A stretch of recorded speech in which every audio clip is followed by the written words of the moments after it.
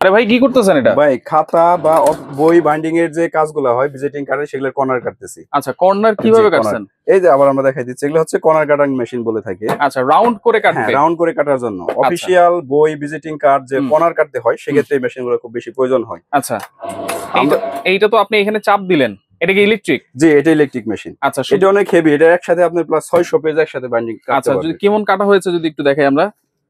দেখেন একেবারে রাউন্ড হয়ে রাউন্ড গেছে শেপ কিন্তু। হয়ে যাবে। এটা আচ্ছা, যদি আমাদের এটা রাউন্ড কি চেঞ্জ করা যাবে নাকি? হ্যাঁ, ভাই? এটা অবশ্যই চেঞ্জ করা যাবে। যদি আমাদের রাউন্ড আরো বেশি প্রয়োজন হয় হ্যাঁ। সেক্ষেত্রে দেখেন এখানে একটা লক আছে। লক আচ্ছা। দিয়ে এটা ঘুরাই দিলেই কিন্তু আচ্ছা, আপনি পয়েন্ট যত বাড়াই দিব আমরা তত কিন্তু এখানে কয় পর্যন্ত আছে?